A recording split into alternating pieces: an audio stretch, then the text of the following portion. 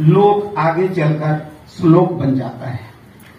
तो मैं उसी लोक और श्लोक की बात आपके समक्ष इस माध्यम से रखना चाहता हूं। आगे चलें।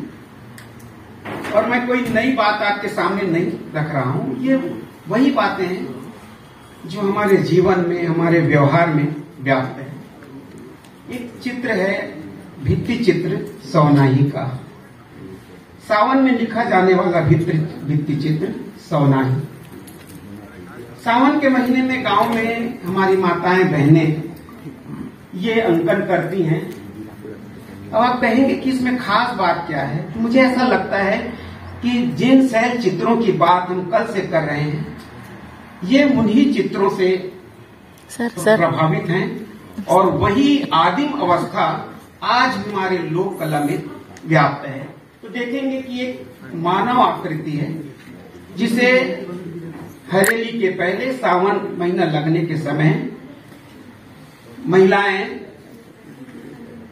4 उंगलियों से गोबर को लेकर एक रक्षा कवच कोठा में, घर के दरवाजे पर और पूरे परिसर में अंकित करती हैं। अभी प्रश्न होता है कि आखिर ये है क्या? कुछ लोग कहते हैं ये टोना है, टोटका है।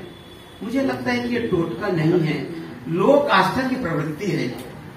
लोक आस्था जो लोक मंगल की भावना से प्रभावित होती है, और वो है अपने परिवार की रक्षा, अपने पशुधन की रक्षा।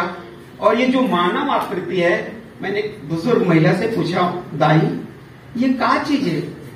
तो उसने कहा, बेटा ये हमारे संतान के प्रतीक है।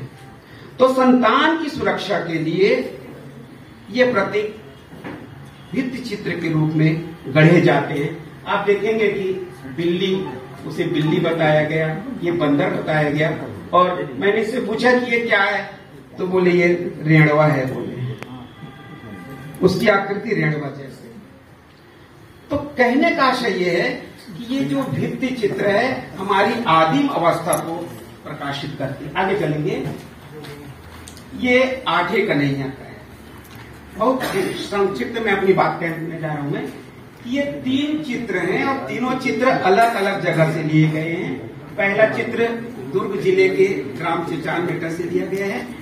दूसरा चित्र रेखा दीवार है, उनके घर का चित्र है, और ये मेरे स्वयं के घर का चित्र है। आप इसका अंतर देखिएगा।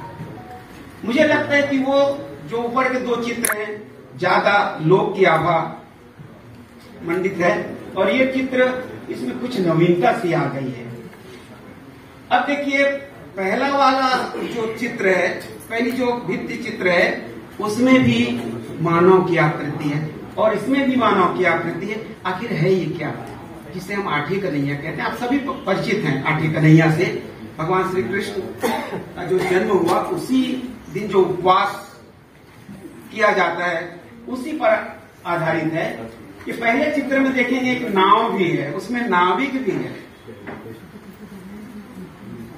और दूसरे चित्र में देखेंगे आप कुछ सांप के भी चित्र हैं, नाग के भी चित्र हैं, दूध भी रखा हुआ है। और ये तीसरा जो चित्र है पूर्व की तरह, इसमें भी 8 चित्र हैं। तो ये चित्र 8 संतानों के प्रतीक हैं। ये चित्र अष्टमी तिथि के प्रतीक हैं। तो लोक का जो अपना विज्ञान है, लोक की जो अपनी आभा है, वो इन चित्रों में। आगे चलेंगे। अब ये देखिए, ये दीपावली का हाथ है, जिसे गांव में जो रउताई होती है वो अपने हाथों से लिखती है। अब इसके लिखने का स्थान होता है कोठी, धोली, ढाबा और पौला। यहाँ जो चित्र हैं वो पौला के हैं, जो अनाज रखने के काम आते हैं। अब ये बहुत मुश्किल से मिलते हैं। और ये जो चित्र है कोठा का चित्र है। कोठा में जो हाथा रउताई ने लिखा है, उस पर जो राउत गोवर्धन पूजा के दिन आता है, वो जो उसे सेर दिया जाता है, जो उसे मान दे दिया जाता है, उस अन्न में जो वो चावल भी हो सकता है, वो धान भी हो सकता है, उसमें गोबर को लेकर के वो फिर हाथा देता है और फिर वो कहता है, हियो हरियर चक चंदन हरियर गोबर भिना, गाय गाय कोठा भरे बरदा भये सौतीना। अब इसके आशय को भी हमें जानना पड़ेगा। एक सेवक मालिक के प्रति कामना करता है कि ये जो हरा गोबर है वो चक चंदन की तरह है, और ये मैं जो हाथा दे रहा हूं वो मंगल का प्रतीक है। तो मंगल कामना ये कि आपके घर में खूब गायें हो और बरदा भय सौतीना। बरदा मतलब बैल जो कृषि के काम आता है, सांड, वो इनसे भी तिगुना हो, ताकि हमारी कृषि संस्कृति पुष्पित और पल्लवित होती रहे।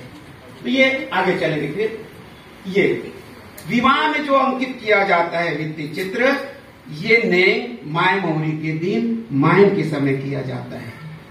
अब यहां भी देखेंगे, यहां भी मानव आकृति है। जो सवनाई है उसमें भी मानव आकृति है, और आठे कन्हैया भी मानव आकृति है। और ये तीनों मानव आकृति संतान के प्रतीक हैं। ये जो देवघर होता है, जिसे हम देवघरा कहते हैं, माई घर कहते हैं, उसके प्रवेश द्वार पर ये अंकित किया जाता है। और इस तरह से ज्यामितीय आकृति भी बनाई जाती है। उस दिन जो वर या वधू होते हैं उसके माता पिता इसकी पूजा करते हैं, और इसको